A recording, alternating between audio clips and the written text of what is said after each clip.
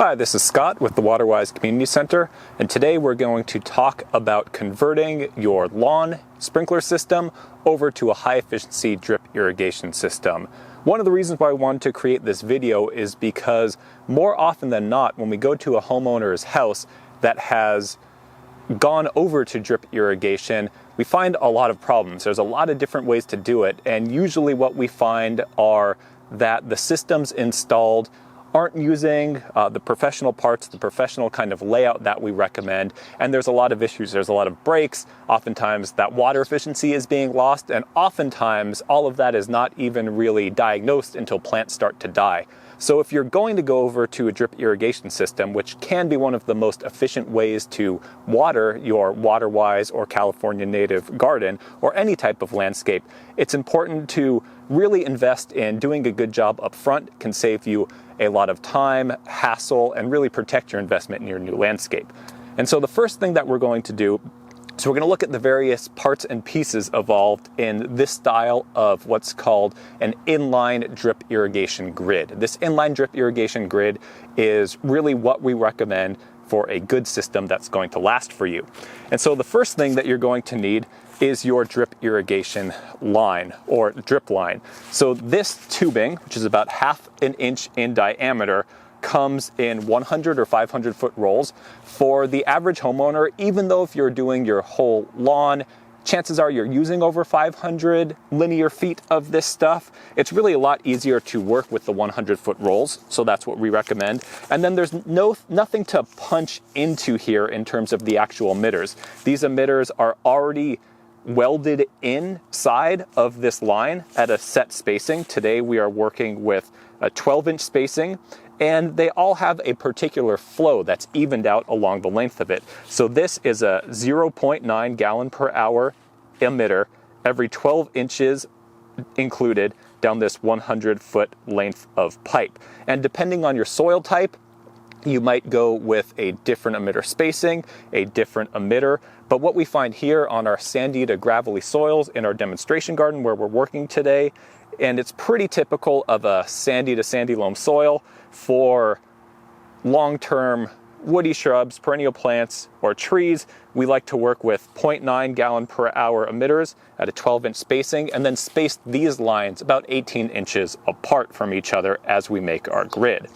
And so we'll take a close-up of this later on, and we'll see it in action, but this is where it all starts.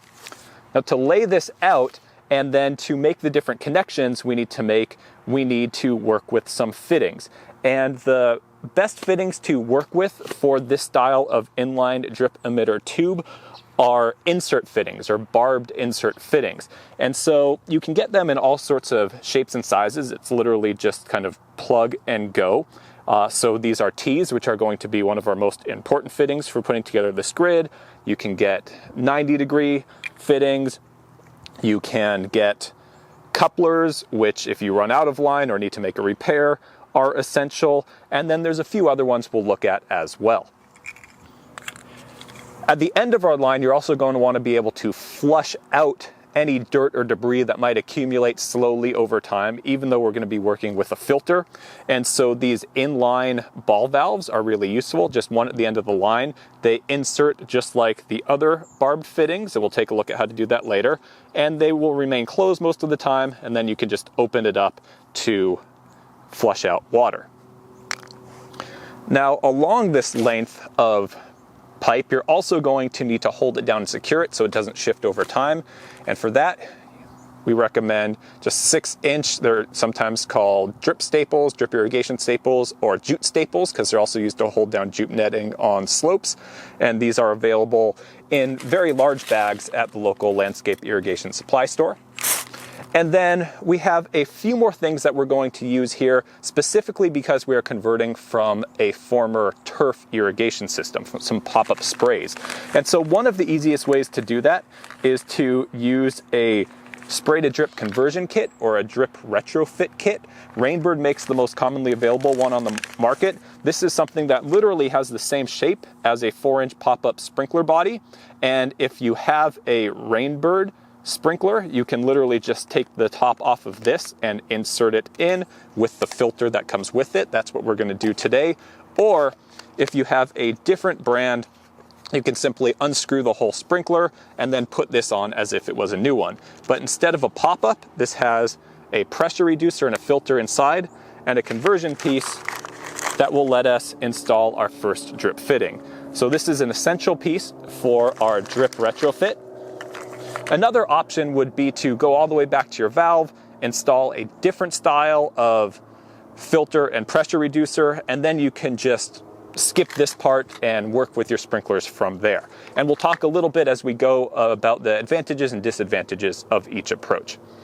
And then in addition to that, so one, depending on the size of your landscape, maybe more of your sprinklers will be converted using these, but you're not going to need to use all of them. So most of your sprinklers can simply be capped off, and most sprinkler manufacturers also sell a cap that can be used on their spray heads. So instead of needing to dig the whole thing out and find the base of it and install a cap like this, you can simply screw this onto the top where the sprinkler would pop up. And then finally, we are going to look at a few tools. Measuring tape is essential to lay out our grid. You're also going to need something good to cut this drip line. Now, if you're just doing a small area and you have a really sharp gardening shears or a gardening hand pruners, you can use that. But if you're doing a whole landscape, I really recommend that you get something specifically meant to cut drip irrigation pipe. So these come in a variety of styles, a variety of colors, but basically they're a sharp blade, the tube rests in here, and you close it. This is one made by Rainbird, available at the local irrigation supply store. And there's many different manufacturers of these kinds of drip insert fittings. However, for people who are maybe starting on this first kind of project, I really am a fan of this specific system made by Rainbird. These things can be kind of a decent amount of work to push in on the wrist and the hand if you're not used to it. And this system, these are manufactured to go with this little cheap tool, which allows these fittings to snap in, and then that gives you a bigger surface to push from.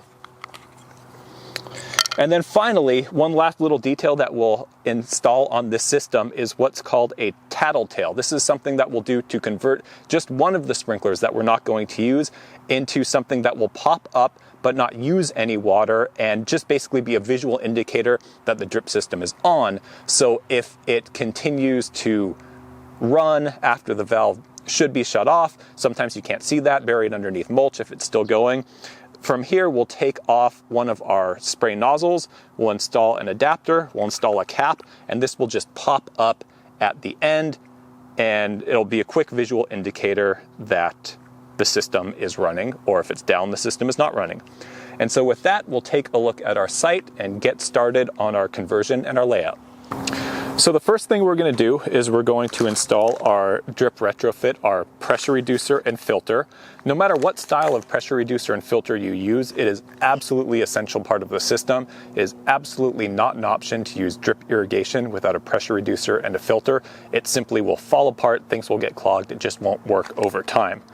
So what I like to do is choose an area or one sprinkler in the kind of middle of the zone that we're going to be putting in. So this one is right in the middle. This is a small area that we're doing here, and so we're only going to need one of these. But if you're doing a larger area, you might need more than one of these.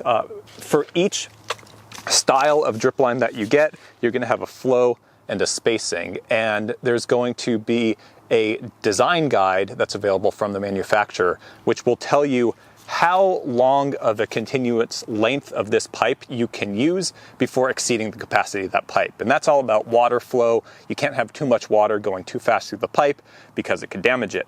And so with this pipe, that's about 235 linear feet. And so we're going to have to be paying attention if we're doing drip design for a larger area of how many feet of this we're actually going to need. So I encourage you in your design to do some basic measurements, and then you could plan things out. Now, you absolutely can use more than 235 feet, but you'll just need to install another one of these on the opposite side, and then you can double that capacity because that water will be going slower. You can feed it from multiple directions.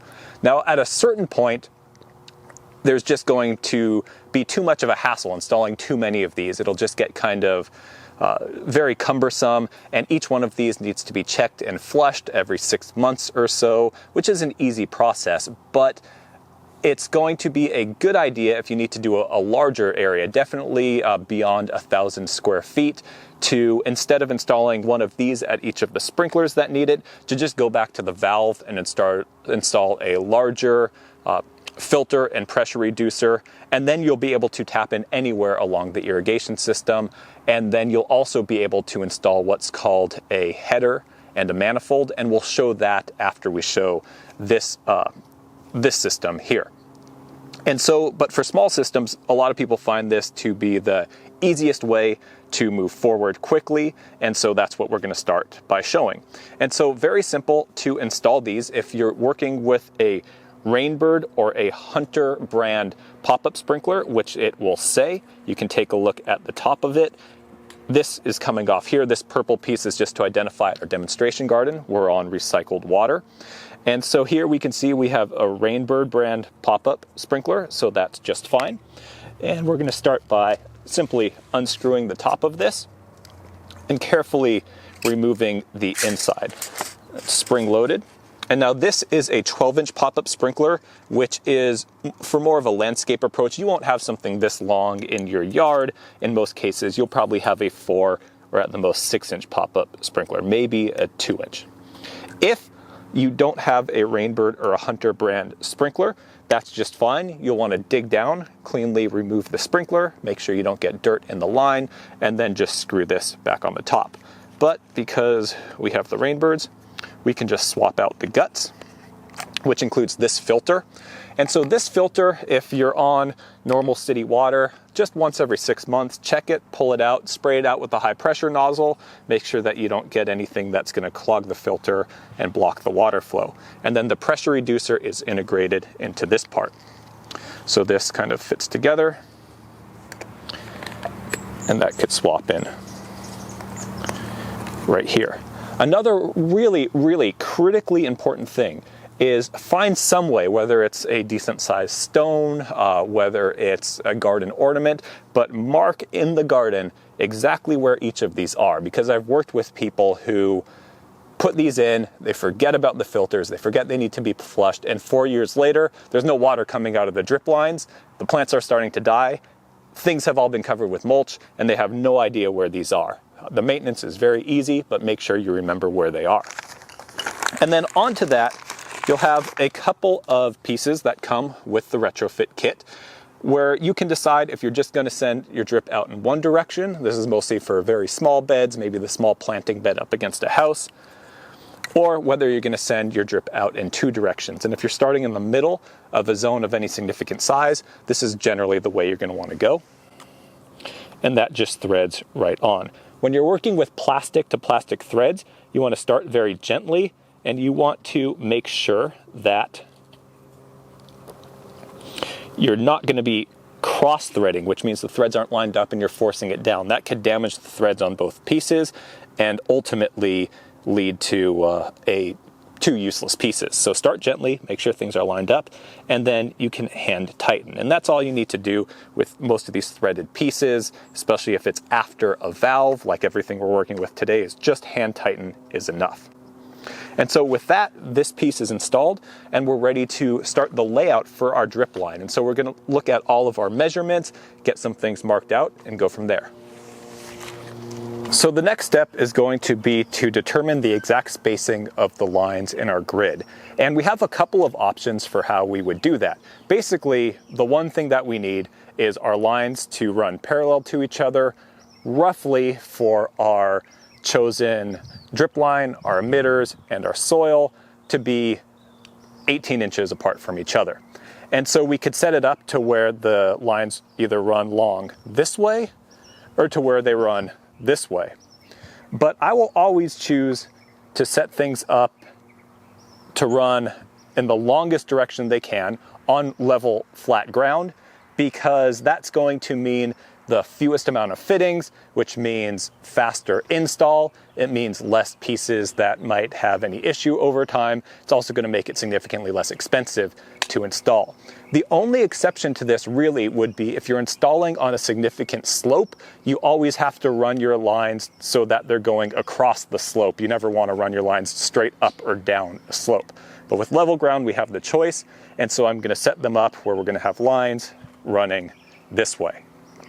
The first thing to do to figure out our exact spacing is going to be to measure out the site and figure out exactly how many lines we need for this area. Now, if you're doing a large yard, then you're going to have that measured out and maybe figure it out on paper ahead of time to know exactly how much line, how many parts you're going to need to order.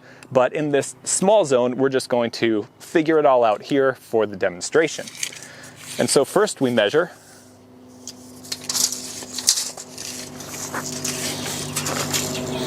And if we straighten this up, we find we have exactly 7 feet. And so we're going to do our math and our calculations off of 7 feet. We're going to pull out our calculator, and I'm going to show you exactly how to do that right now. All right, so we're going to take 7 feet. We're going to multiply that to get that into inches. It's just going to be a little bit easier to work with.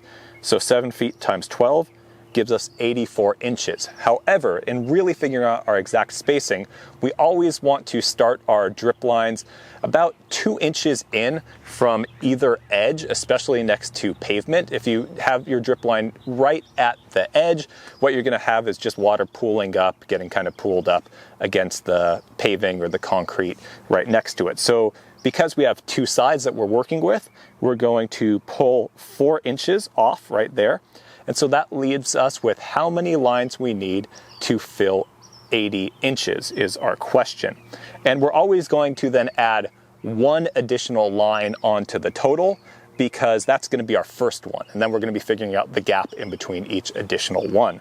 And so we're going to start with 80 and we're going to divide that by 18 because that's our target, a line every 1.5 feet.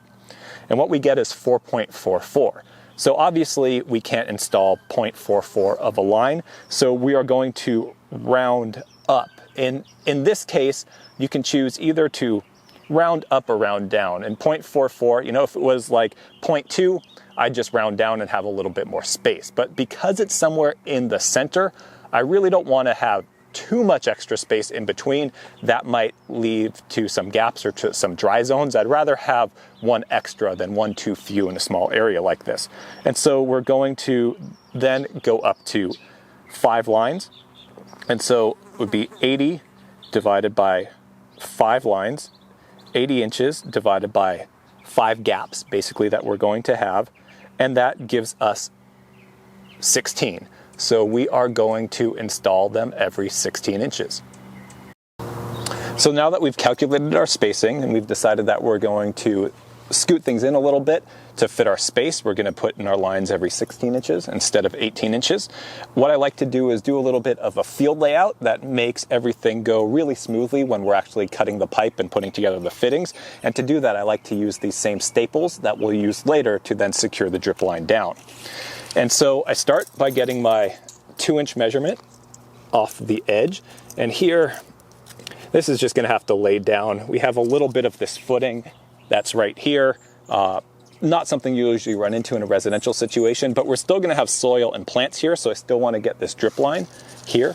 And then from there, we're going to go our 16 inches, laying it out as we go, so that when we start building our grid, we're going to have these visual indicators, and I'm not going to have to remeasure every single piece of line that I cut in the field.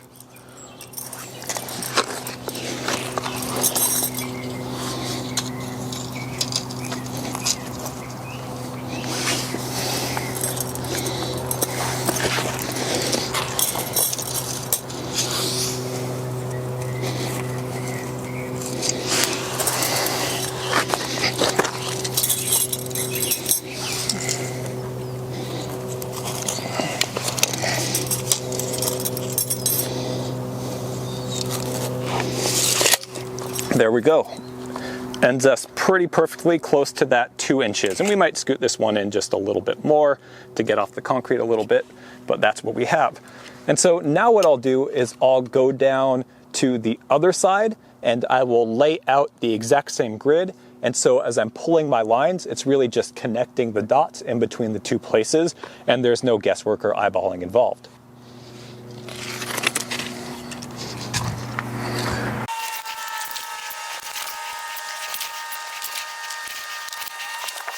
So right now we're ready to start laying out our actual drip line, but the first thing that we're going to want to do is properly open this package. Now, the proper way to work with drip line that's wrapped in saran wrap like this, or any sort of plumbing product, is you always want to leave the outside wrapping on as long as possible. If you take it off and then start opening these bands that are on the inside, you will find that the whole thing wants to unravel. It's really difficult to work with. But if you only cut the bands in the middle, you can pull out from just the middle. And so I've already cut a few of these, and you can cut them with either a scissors, or if you have this tool and it's still really sharp, you can use it. Whatever you're using, just be very careful not to cut your drip line. Scissors is the easiest if you have one on hand. There we go. And so after you have opened all of these up, you can find the end of the line inside. Here we go. And then you can just start laying things out from there. Another tip is this stuff is easier, more flexible to work with, and the fittings are easier to put in if it's been out in the sun for a little while. So lay them out at the beginning of the day or even the night before, and somewhere that's going to be sunny in the morning, and just lay out any of the drip line packages that you'll get to that day, so they're nice and flexible by the time you're ready to work with them. What you're going to want to do is lay these out so that these emitters are actually facing up. That's how they're designed. It's not the end of the world if they end up upside down, but it makes it really easy to make sure the spacing and everything on the drip grid is correct as we go. And you'll see why in just a moment.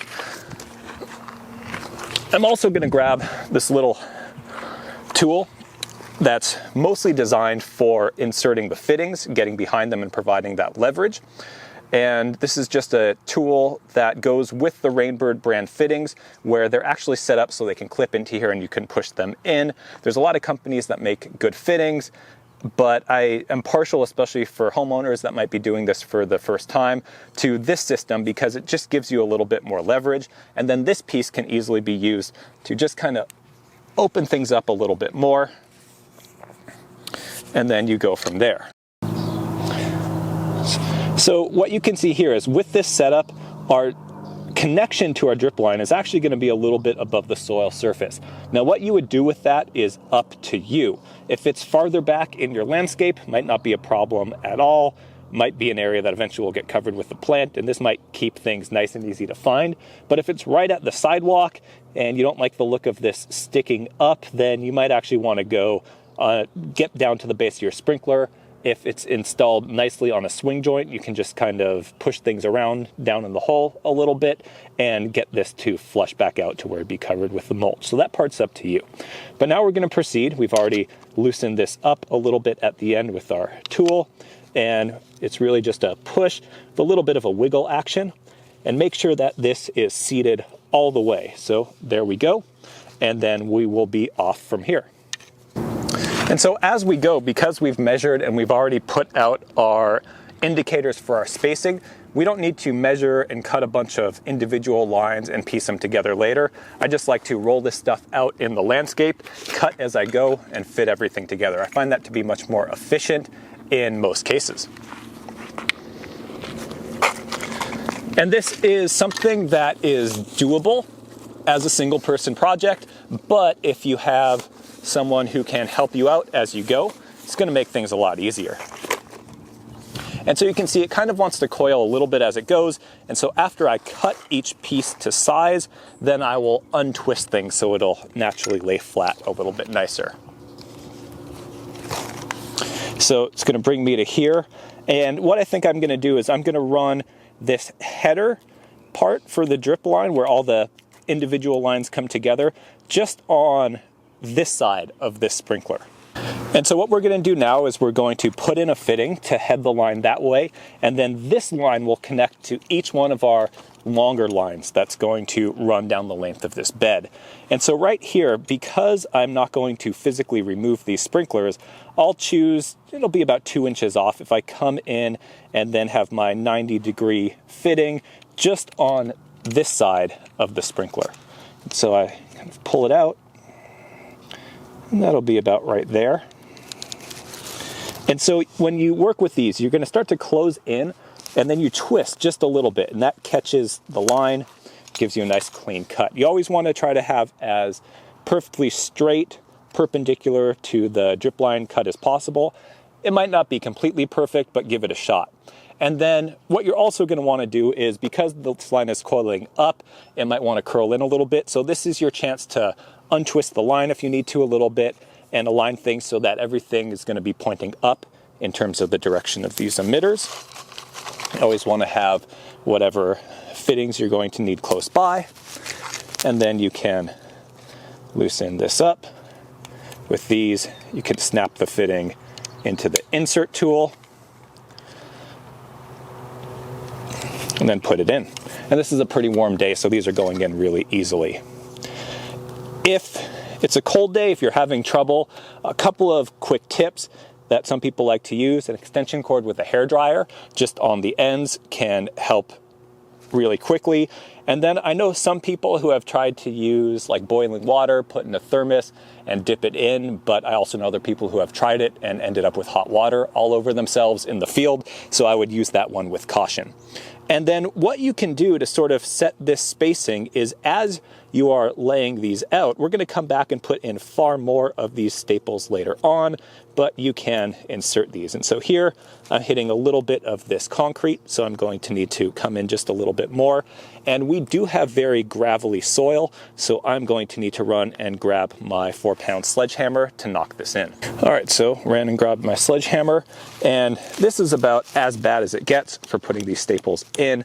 You will see throughout this process, I'm sure we'll be hitting gravel and bending some of these, but they just need to get in and secure them. In most non-gravelly soils, that process goes a lot smoother than we'll see today. And so from here, now we can install our next line and head this way. You will notice that the soil level here is very low. That's because we're in the middle of renovating this plot. It's just empty right now, which is why we decided to use it. But we will actually be bringing in some more soil. Your perfect soil level working with drip in a water-wise garden is going to be a couple inches lower than the hardscape around it, at least at the edge, so you can have your nice mulch layer kind of come in and everything lays flush. So don't pay any attention to this as an indicator for what you should do for best practices. This is just the site we had to work with today. So next we're going to run our line down this section and put in our T's where our long lines are going to go every 16 inches.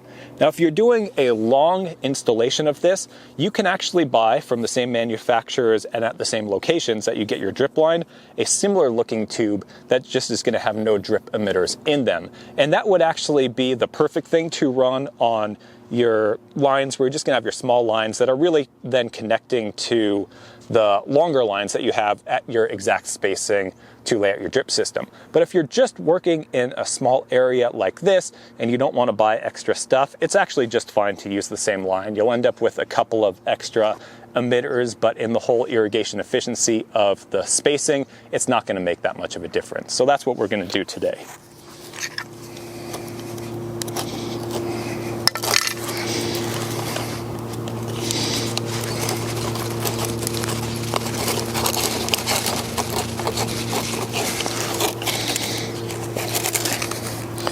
And so because I've already set up my indicators, I know just where to cut. But if you're really trying to lay this out perfectly, also realize that you're going to cut a little bit off that center alignment because of the fitting. So it's just 1/2 inch or so. But what I like to do, everything visually in the field, I don't like to take a bunch of really small measurements. I'll just line this up.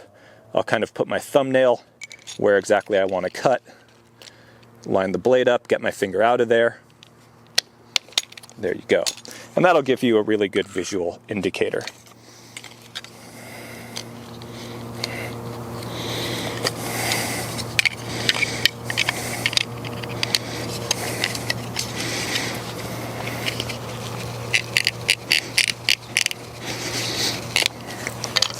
And then we'll just continue on. Something that I like to do as I'm laying these is I'll lay all of these out first and connect the lines later. And because these can twist a little in the pipe, to make sure I don't get a bunch of dirt in, I'll maybe twist them just a little bit up and then twist them down later as I go. And so with that, we'll loosen up and line up the next fitting.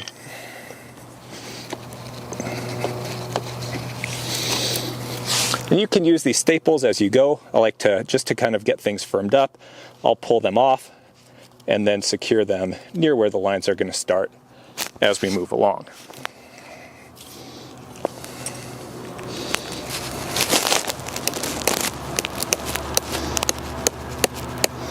You can see that gravel I was talking about.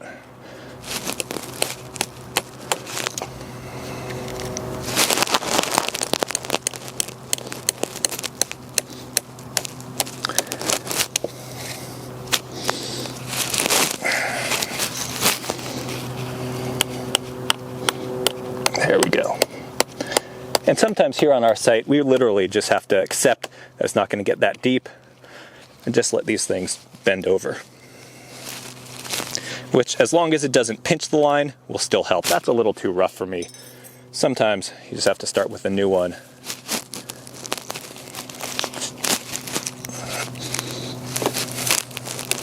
And sometimes hitting them in at a little bit of an angle helps as well.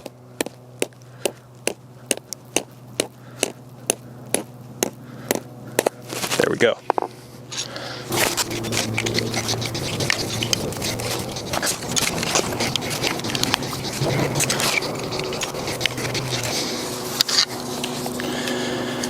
And then, as you're getting stuff done in the zone, laying things out, remember, when you get to your end, you need to put in an elbow, not a T, on your very last line.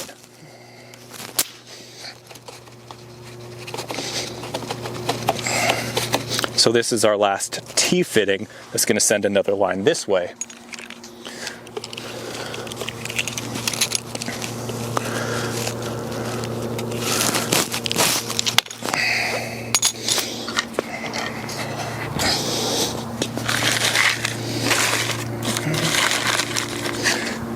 And here we're going to have an elbow fitting that's going to have our last line headed down in that direction.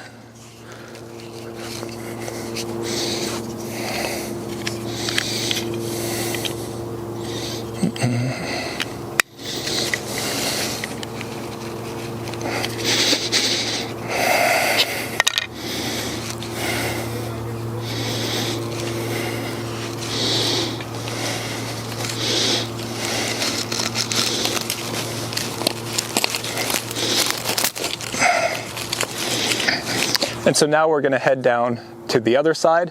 We'll do our exact same layout, and then we'll connect everything together. The one thing that you might want to do to make sure you have your consistent spacing when you get back to something like this is we have our 12-inch spacing on our lines here, and then there's a random cut in the middle. So it's a good idea to take a look at where the next emitter would line up, and then unfortunately in this case it is right here, so we'll have to jog that over a little bit, but that won't be the end of the world.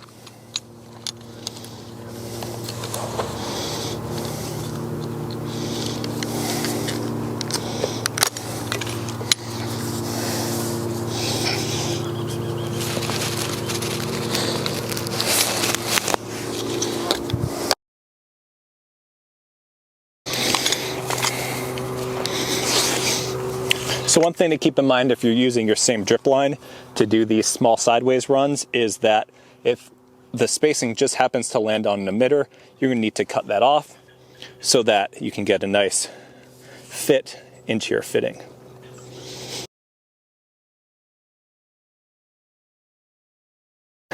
So now that we have our edges done and we have our first full line done, we're going to run the rest of the lines. And one important tip to really make sure you get the best, most even water distribution, which is what drip is all about, is to make sure that you stagger the spacing of your emitters.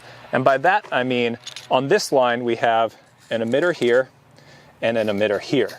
So when we look at this line coming through, the way we can lay out the spacing on this line is that we want our next line to line up to where the emitter is directly in between the two emitters on the line next to it.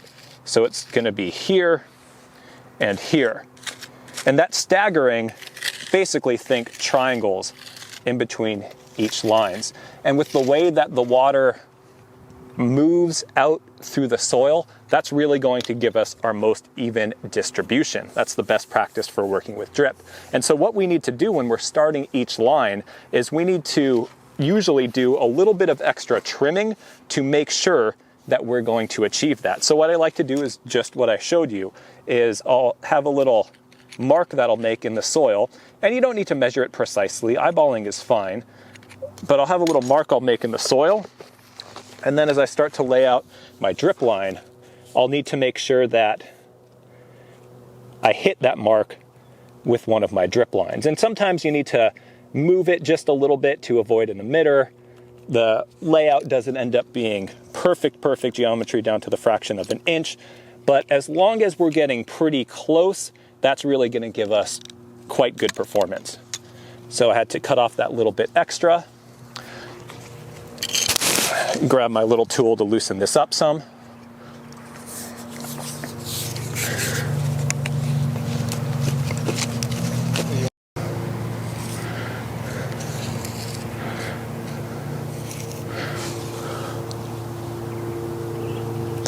And so you can see here, what will happen as each of these drip emitters starts releasing water is after you run it for a while, at the top of the soil, you'll see a circle of a certain diameter. But as the water continues to go underground, it spreads out even more. And creating this triangle or staggered spacing in between the emitters, as those water droplets or those wetted areas expand, will leave the fewest amount of open, dry spaces. And so what we do once we have that set up, if you're working by yourself, you definitely want to make sure you have 1 or 2 staples already securing this line as you pull it. This is one of those areas where working with a partner makes things go quite a bit quicker, but it's definitely doable by yourself. And so from there, you'll roll it on out.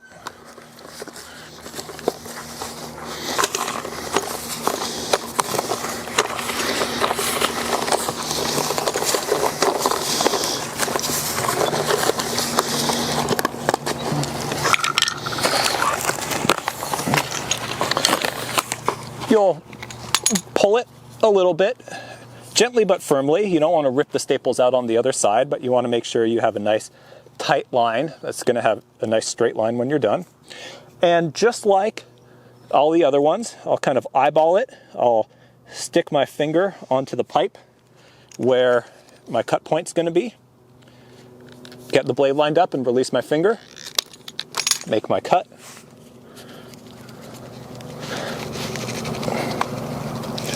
And get that attached. And then at the end, we'll come back to each one of these and reassess our spacing as we go and staple the lines down. Now on a small area like this, it's pretty easy to eyeball the straight lines, but on a larger area, you might lose your spacing over a long distance. And so it's really useful to go back and measure and staple things back down. And so we're just going to continue this, resetting up our staggered spacing on each new line as we go down and run the rest of these lines.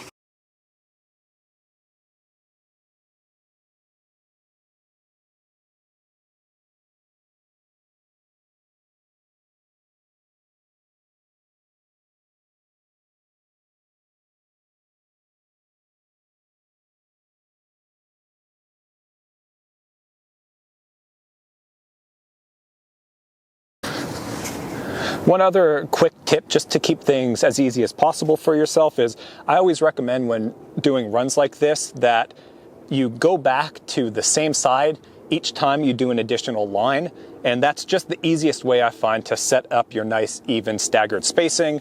So I started the last one here, I'll come back here, I'll draw my line generally where the drip is going to be running. I'll grab my rough halfway spacing in between the two of these, connect it. I know I need an emitter there. So I'll line that up, make my cut.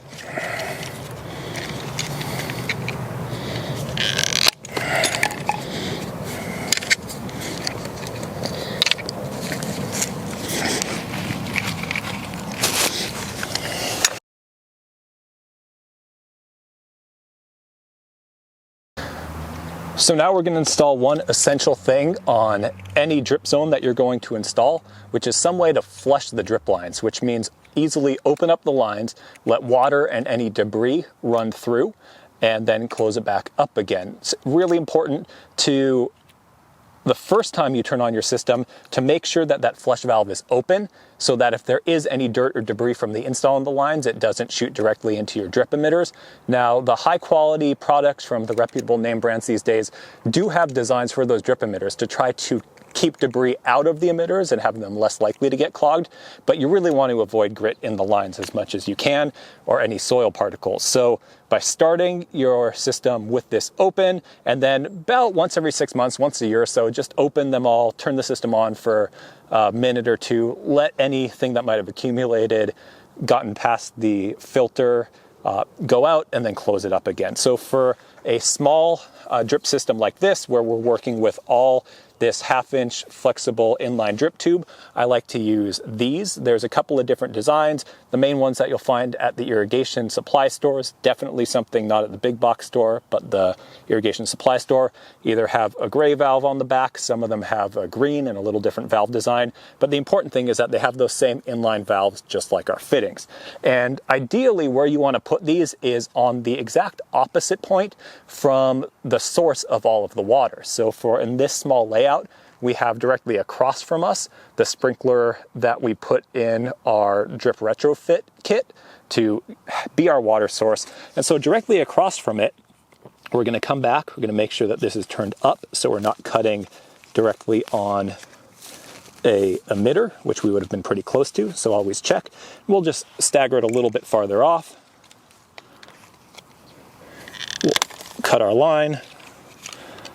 I always cut just a little bit extra to account for the spacing of the T. You don't want to cut too much. You always want to make sure you still have enough line to work with. Cutting just a little bit extra. You can use, even this tool is fine to loosen things up a little bit.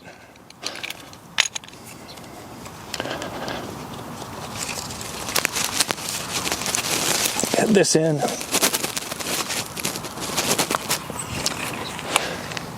Grab our other piece.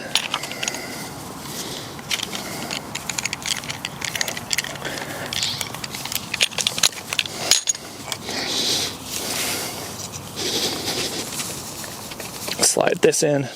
And then you need another little piece of drip. So here is where our scraps come in handy.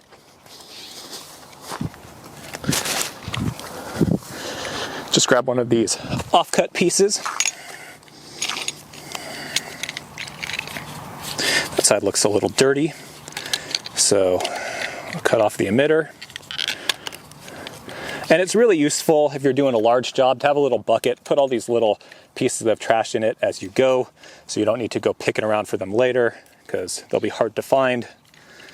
Now we're going to loosen things up.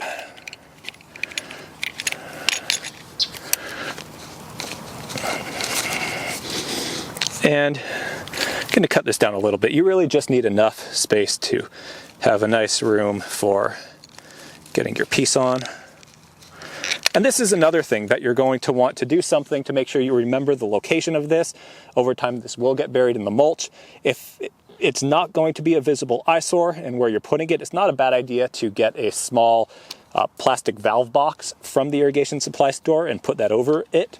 And that way that valve box can be at the surface level of the mulch when all of these drip lines get buried, or you can put a rock or something else to mark the location. And this just gets muscled on here like everything else. And then right away, just so I don't forget later, I will put this valve to the on position. So all ball valves, whatever their design or size is, when the stem is across the direction of the valve, it's in the closed position where water will not go through. And then if you have it parallel, that's going to be the open position. So I'm going to set this up. I'm going to leave this open right now. So I can't forget the first time I turn this on to have this in the open position. And then if you want to, you can also grab something like a rock to prop it up.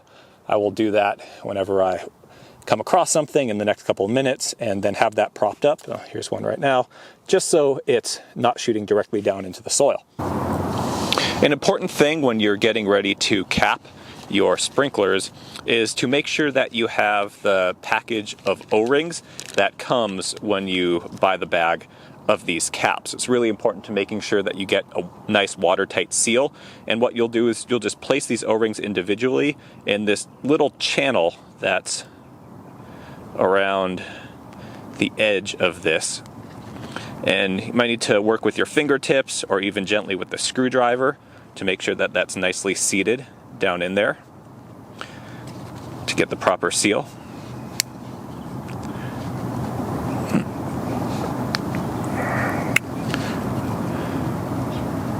There we go. And then make sure your threads are lined up and then hand tighten. There we go. Now we'll do the rest of them. We're going to choose one sprinkler on this valve, and instead of capping it, we're going to cap just the nozzle and install something called the tattletale. So this will be a visual indicator of when the drip system is on, because if it's all buried underneath mulch later on, if something happens like the valve gets stuck open, you might not be able to tell until the area gets very flooded, or if your soil drains well, even until your plants start to die because the water's been on for 2 weeks. So what you can do is quite simple. You can get an adapter that goes from the thread of the nozzles and the sprinkler riser back to the wider 1/2 inch pipe thread. And so you can untwist that,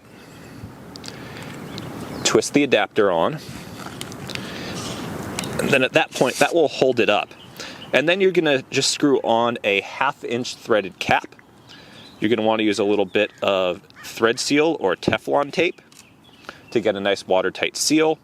And so you're always going to attach that and then tape going clockwise if you're looking down at it, or what's called in the direction of the thread, so it tightens as you tighten down the cap.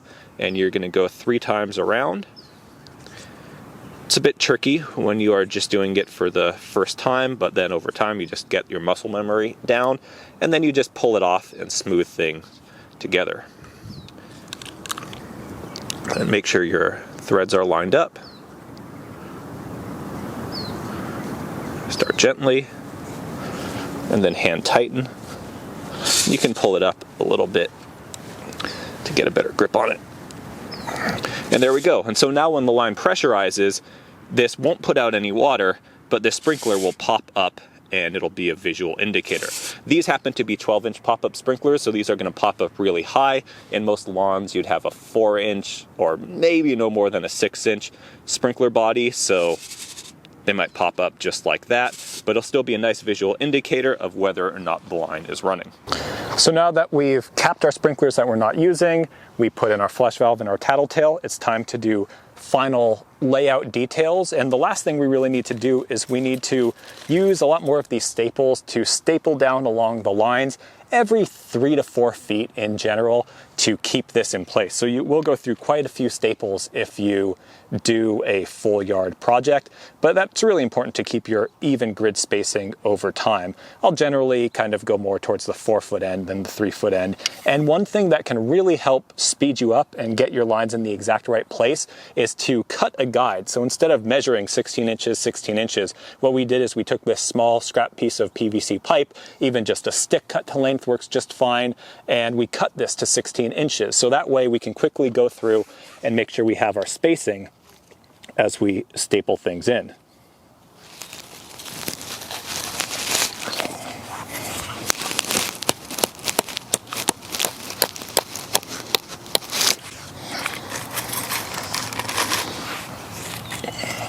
You might need to use a few extra staples right at the beginning, especially, ideally this is going into perfectly flat soil, but that's not always the real world. So I go towards about 4 feet, but I often at the beginning of a run end up needing to use more, or I'll go back, and anywhere that the drip is not nicely flush onto the ground, I'll add some as well.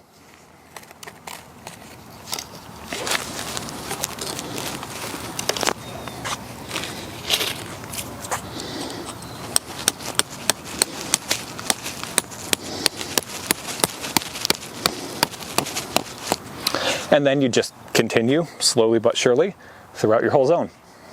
And so now we have all of our staples in, and you can see it's not completely 100% perfect. It doesn't need to be, but as long as in each of your staple locations you kind of measure it out and get it pretty close, that's going to get you where you need to be.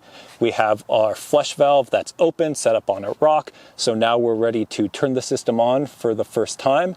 We will flush it for a little while till all the air is flushed out. We've been running water for about a minute or so. And then once we know that we have a good flush, we'll turn that off, look at the system pressurizing, and then we'll walk the whole thing to check for leaks.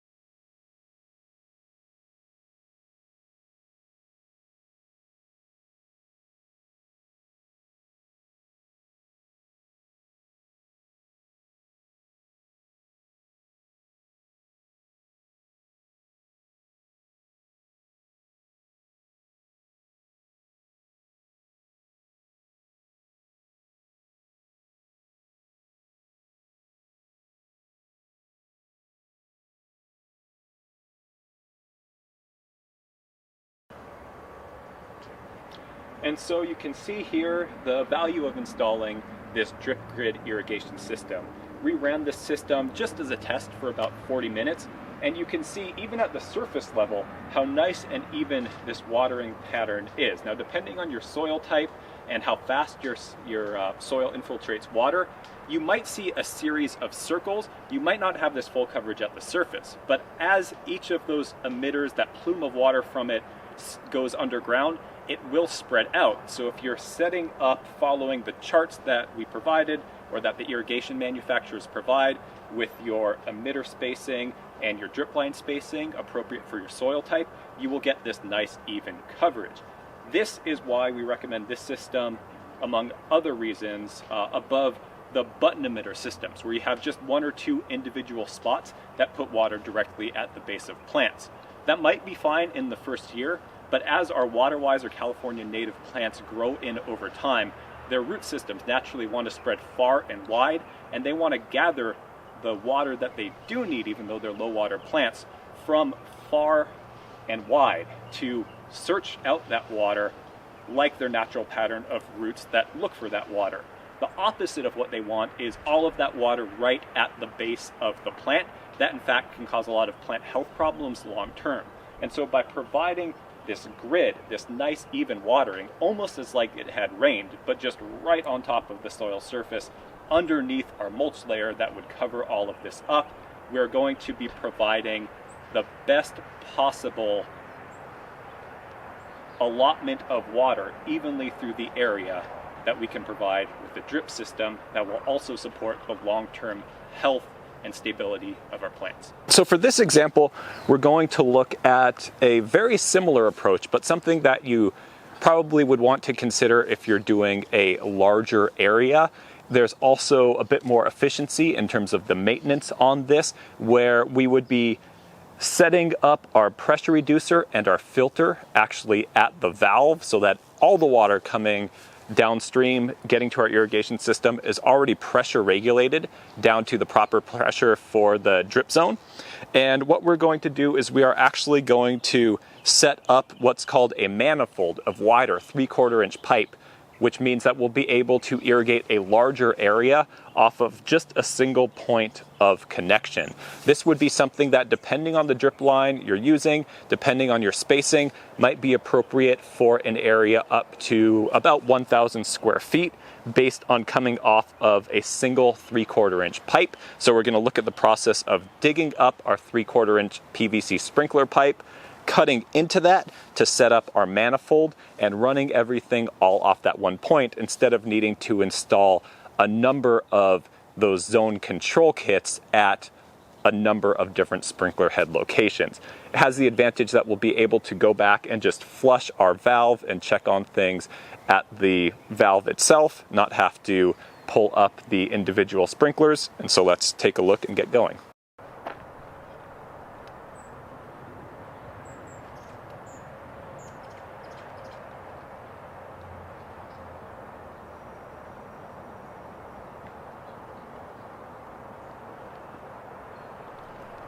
So the first thing we need to do is dig to expose our 3/4 inch PVC sprinkler line, the pipe that's already buried in the ground. You can see here that some of it is already exposed because this area is being renovated. Some of the soil has been removed, but normally this is buried up to about a foot. In residential landscapes, we often find it more shallow, sometimes about 6 inches. And what you want to do is, for your header line that's going to feed all of the drip lines, you want to have it in at the edge of your irrigation zone and in what's the closest practical location, the closest side to where you would guess that the line coming from your valve is. And so you're going to want to dig around along where the edge and kind of close to where the sprinkler line is carefully to make sure you don't break anything. And you're going to want to splice in relatively close to where you're going to want to run your header.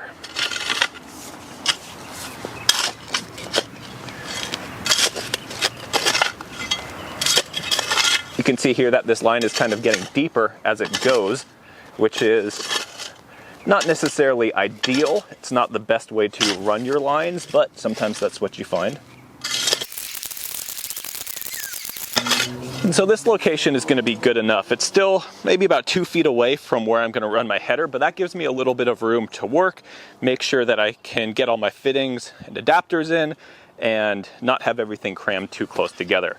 So I'm just going to dig this out a little bit more, then we'll get in closer and we'll look at cutting the line and where to go from there.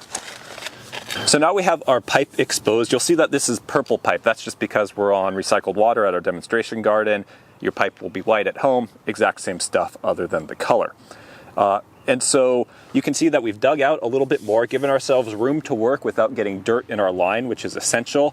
And we've cleaned the line off some. And if it's not that dirty, you can just kind of rub it and make sure that it's clean, a wet rag or something like that if you have muddier soil or there's dirt sticking to it, but a pretty clean line is essential. And what we're going to do is we're going to use our PVC cutters to make our first clean cut. A good sharp pair of PVC cutters is essential for working with PVC pipe. Always make sure that the cut is lined up as much as possible to be straight across the pipe. You want a nice square cut. And then sometimes some water will come out. I like to hold the pipe up some while it drains to make sure that I'm not going to get mud all around and in my pipe. It's another reason why digging the hole out a little bit deeper and giving yourself room to work is very useful, because it gives that water somewhere to drain. So we've made our cut, we've let most of the water drain out, and we've given ourselves a little extra room to work with here, because what we're going to want to do is we're going to want to divert the water from the supply side of our line, and then we're going to cap the other side of our line. It's very important to cap the other side of the line, because chances are, if you didn't install the irrigation system yourself, you might not know for sure whether or not the pipe loops all the way back around, and so water very well, and in this case would, come back out the other side. You always want to make sure However, that you do in fact have water coming from the side you think is the supply. So I recommend that after your cut, you briefly turn your water on just to make sure that water is coming out of this side, which we do know in this case is absolutely where the water comes from. And so the next thing you're going to want to do is then start to set up the fittings you need to divert this water over to where we're going to put our header at the end of this landscape area. And to do that, in this case, I'm going to demonstrate a product called PVC Lock. It's a little bit different than a traditional drip fitting and a little bit more friendly for homeowners to work with. It doesn't require any gluing. Instead, it gets its watertight seal from some metal teeth that clamp down after it's inserted and a rubber gasket. The fittings are a bit more expensive, but you don't need to worry about glue. You don't need to worry about getting the angle of it exact because these have an ability to rotate in. And in worst case scenario, there's actually a tool where you can remove them. You don't want to remove them and install them over and over again. The teeth might wear out over time, but if you make a mistake, it's easier to deal with than PVC. You can't get these everywhere, but you can usually get them in Home Depot. Sometimes their stock is limited, or order them online. I think Drip Depot and Sprinkler Warehouse are a couple of online sources that have stocked them recently as of the time of making this video. Another nice advantage of this is that things don't need to be perfectly dry to install them like they do with PVC glue. So if we were going to glue this, we need to get in here right now with a paper towel, really dry this off, maybe let the residual water evaporate for a little while here. We can just firmly slide this on and we're ready to go.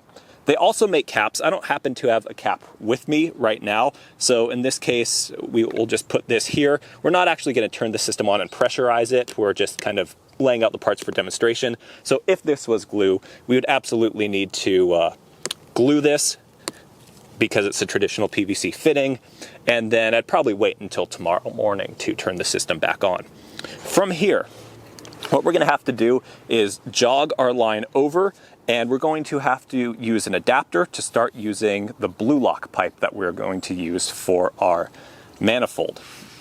And so we'll take a little extra piece of PVC that we've saved from another project, insert that, and we don't even need that much length to get to our other blue lock fitting, so I'm going to cut some off. Always remember though, when you're cutting fittings to size, is that part of that, or cutting pipe to size, is that part of that pipe is going to go into the fitting. So you need to leave a little bit of extra length, usually about an inch or so everything could seat and line up how you want it.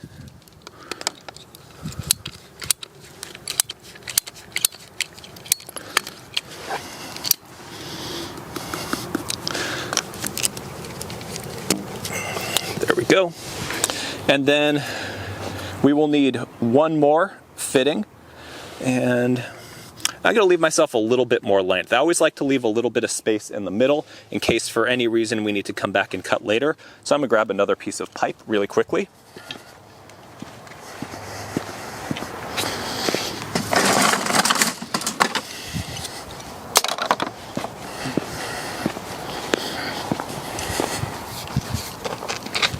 Make sure our pipe is clean, there's no junk in it. Get that inserted. And here I could leave myself a little bit of extra room to work with because I'm just going to pick up with a blue lock pipe and head in the same direction.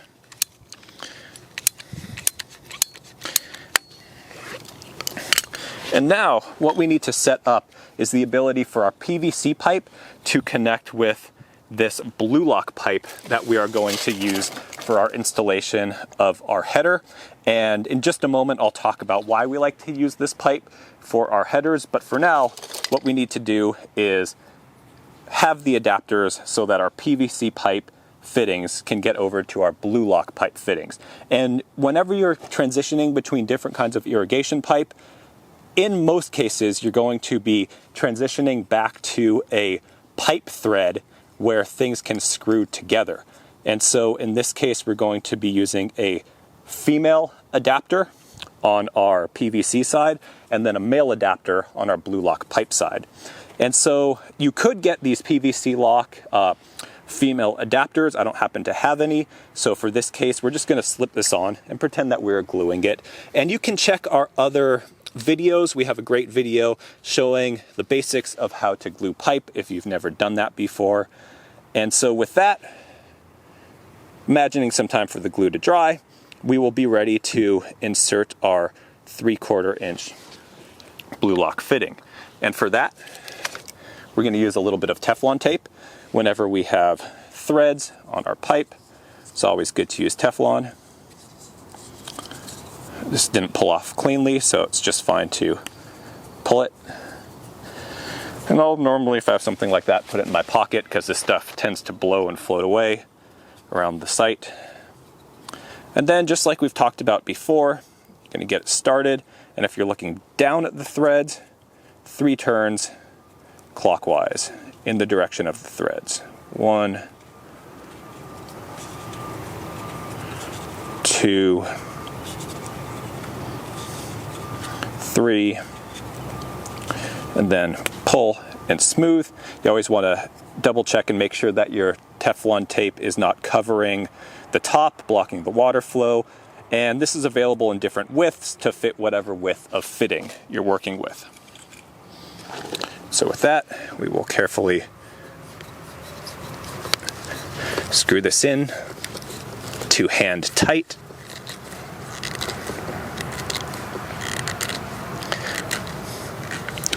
And from there, we're ready to start working with our blue lock pipe. Our blue lock pipe is actually a similar fitting to our PVC lock, where it's a similar tooth and gasket system that holds the pipe together. But it does have some additional flex, which is kind of nice, and it's just a nice product to work with. What we're going to show laying out here, you can absolutely do with normal PVC pipe and glued fittings. You can do it with PVC lock fittings if you prefer. It's just my personal preference to work with the blue lock as much as possible. I like that it's flexible. I like that it comes in 100-foot rolls similar to drip tube. It's just more rigid, wider. You can put more water through it. And I like that the plastic itself is a high-density polyethylene, which is a less toxic product, and it never requires any sort of gluing. And so the fittings are all the same kinds of fittings you would have for your PVC. You have T's, you have adapters, you have elbows or 90s. It just works with a different system. And so we have our adapter. The newer ones made, the fittings are black. They're exactly the same as the blue. We're just working with some older stock. And so with that, we're going to run our first bit of blue lock, and then we'll head off to the other direction to set up our manifold.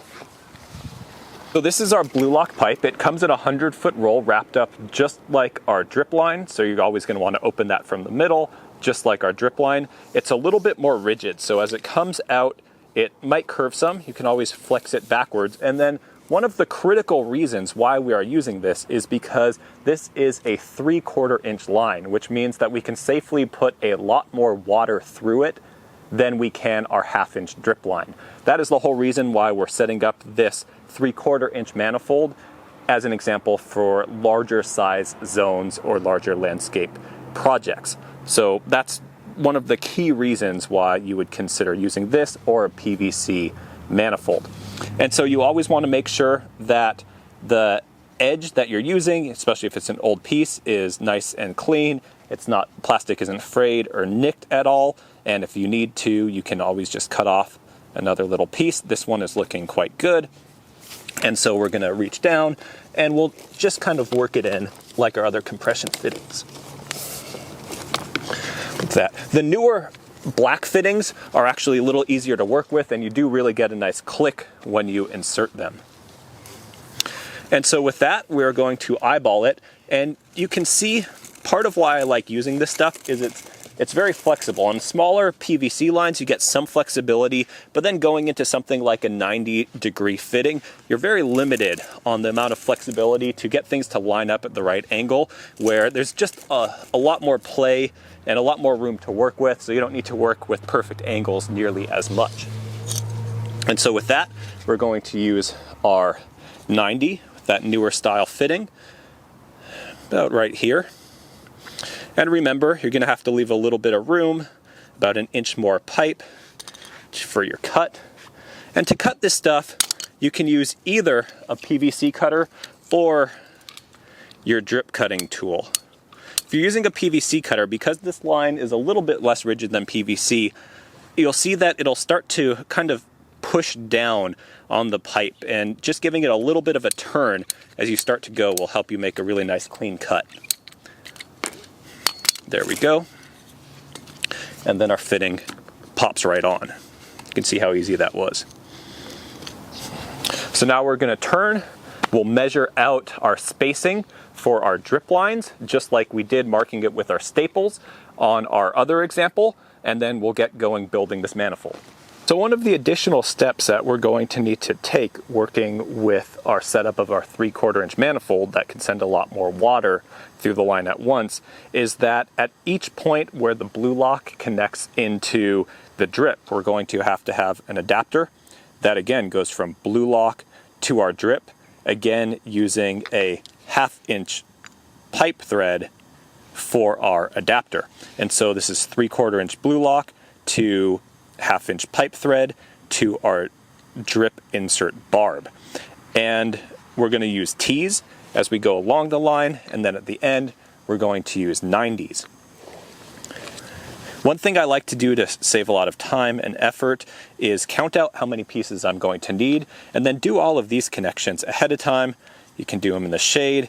If you have a large project, you can do them in the living room watching TV.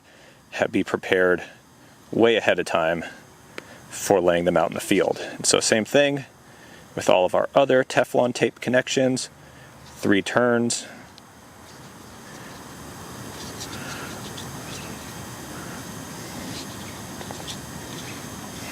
Smooth out.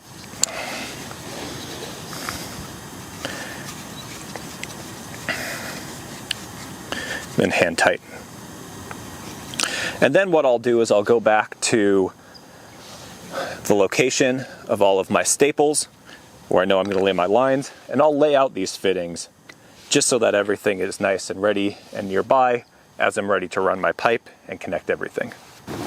So now that we have our elbow installed, we're ready to set up our manifold. And you'll notice that our farthest out line is, just with the way the pipe's lined up, going to be on the far side of this. There's a couple ways to deal with that, but with the way we're going to deal with that, we're just going to get back to this later. So we're just going to start and we'll run this way.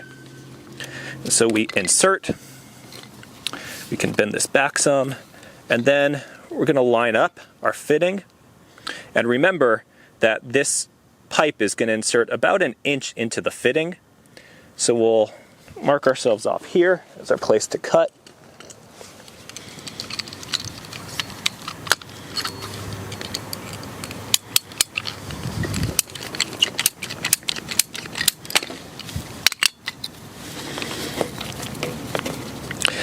Muscle that in, and then we'll immediately put our next piece of pipe in. Now as we go, so that we're not pulling here and there as we're inserting the compression fittings, I like to just pull that up and actually put it on this side in case we're pulling in that direction, and secure it. Don't necessarily even need to hammer the thing in right now, but that just holds it in place some. Now, one of the great advantages of using this versus a glued PVC is that if you're setting up a manifold where you're going to be sending all of these lines out with glued PVC, you need to be very careful that each of these that's glued in is really heading out in the exact same direction. And even a little bit off can cause some issues for the drip line as you are running it. And so with these gasketed, toothed connections, you can really flex them however you need them to be as you're running your drip lines.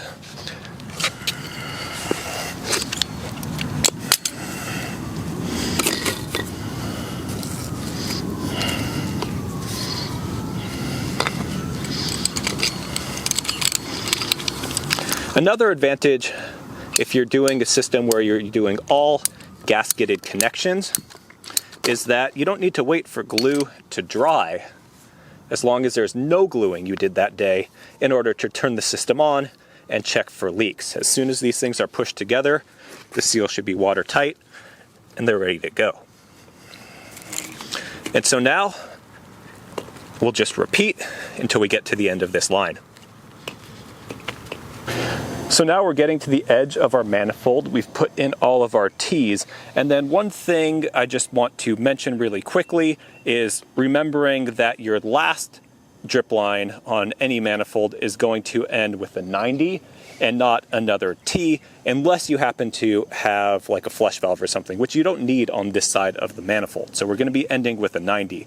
It's one of the reasons why I really like to lay out all of my fittings in their location ahead of time, because at least for me, if I'm doing it and just kind of in the mode where I'm putting fittings together, maybe listening to music, many times I have just put in another T and then I have to cut and use more parts because I'll forget to put in the 90. If the 90 is already laying there, I'm not going to get that wrong.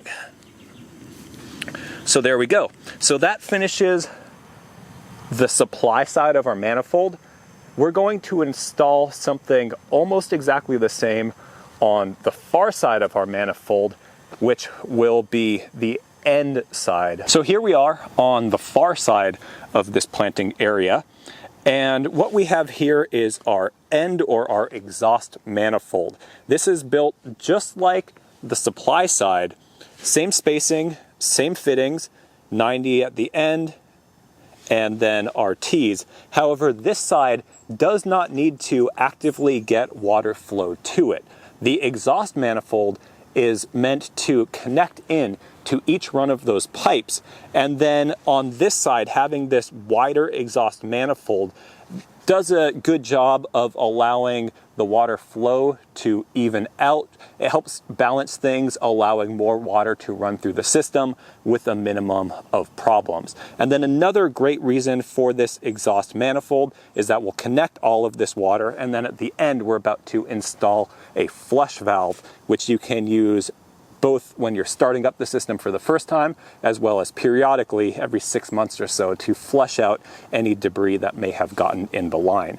And so we're going to go from this, which is the beginning of the exhaust manifold that we've already put together, down to the other end to install our flush valve. Now we're down at the other end of our exhaust manifold, and it really doesn't matter which end you choose for what. The only thing that I would base that on is when I need to open this up and put water out of it, nice to make sure that I can spray that into the landscape somewhere instead of out onto the sidewalk or into the street. And so what we're going to do here is, if you have enough room to work with, you could install your adapter and then this flush and do that. But here we're kind of tight up against this concrete. So what we're going to do here, in this case I'll use this other style of pipe cutter, is we're going to put on a 90 degree, and then we are going to send a little bit of pipe that way to give us more room for our flush. So get myself a little bit more pipe here, cut. We will install our 90 degree fitting, and then we just need a small piece additional blue lock. Install that. We will install our adapter, male adapter, back to the thread to put on our threaded ball valve. And whenever we're using threads, we're using our Teflon tape.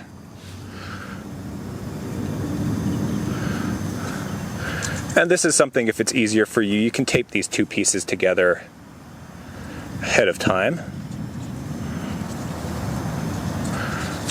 3 times around. And then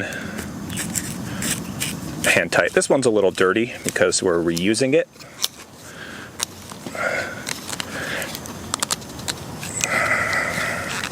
And again, one of the nice things about working with these gasketed fittings is that on PVC sometimes, once your thread is hand tight, you're at a kind of an awkward angle and you're kind of stuck. But here we can just move this whole thing around and have ourselves lined up really nicely. And then this all can just get stapled down in place. Again, remember that we always want to start with this open to make sure we flush out any grit in the line on the first time we're turning the system on. So now we've laid out our supply and our exhaust manifold, put those together. So now it's time to run our drip emitter line.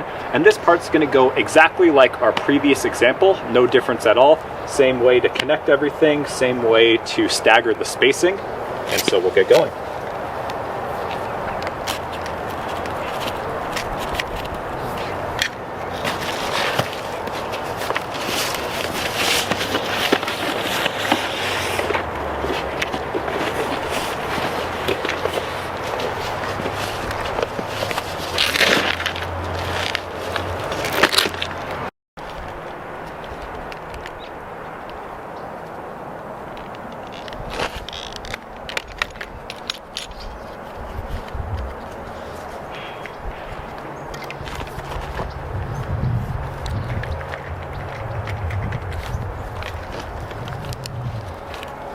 So we always want to remember to stagger the actual spacing of our emitters, meaning on this line we have an emitter here and an emitter here.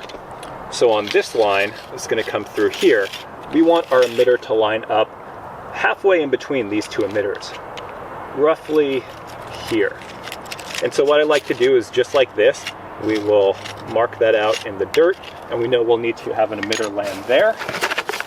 So as I start to coil out my pipe on this line, we will line things up to make sure that we have an emitter there. So not quite enough room here, so there, and then we'll use that as a guide to where to cut our pipe.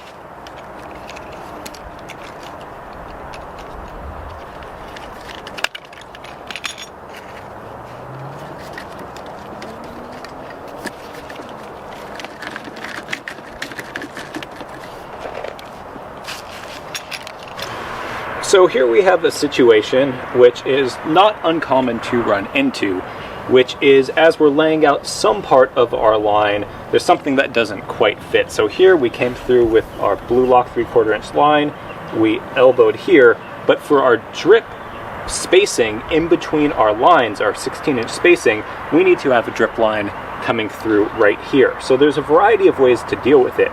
We could tee off of here and put in another blue lock adapter, but the simplest way I think to deal with this situation, which is common with drip, especially if you have an uneven shaped bed, is we can get a number of more linear feet off of just this line as well. So as we spoke about in our other video, we can run about 235 feet of this size, spacing, and emitter flow rate of pipe, and this individual line is doing way less than that. So we have plenty more supply just coming out of this right here. And so what we can do is we can simply tee in here, lay out our spacing, we'll cut in right here, just double check, make sure we're not cutting into an emitter. Our emitter's face up, so our emitter's here, we're just fine. So we'll cut in here. And it's really hot today. The pipe is very flexible, so we don't even need to bother with loosening things up. Just slide that in there, and then we'll cut off a little bit more here to account for the length of the fitting itself.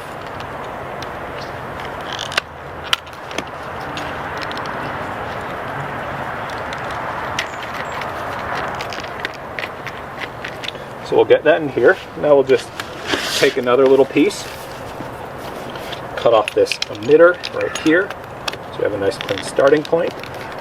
Because these inserts won't fit in where there's an emitter, there's the plastic emitter in here is too thick to accommodate that.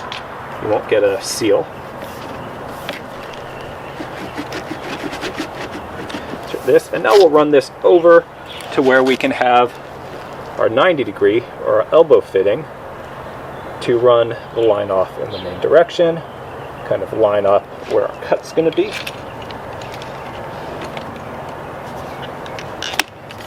Cut there.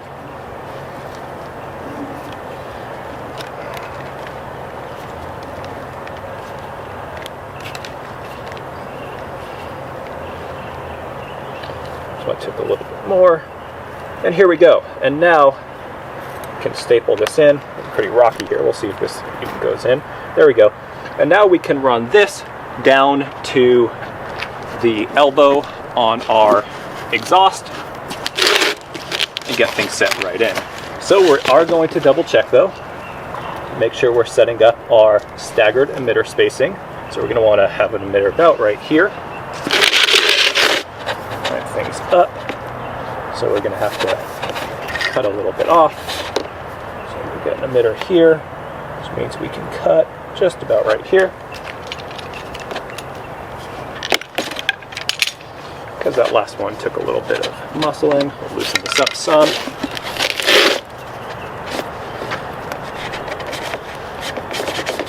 Insert. And then reset our staple.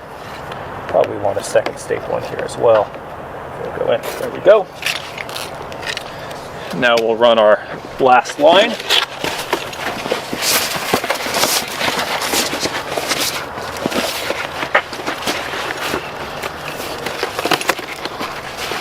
Got a little kink here. Sometimes it happens. Something to keep an eye on. You can kind of flex them back out as you go.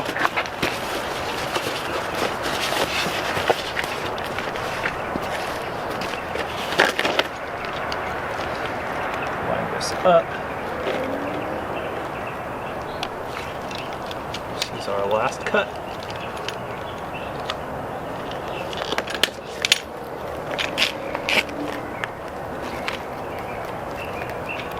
Up just a little.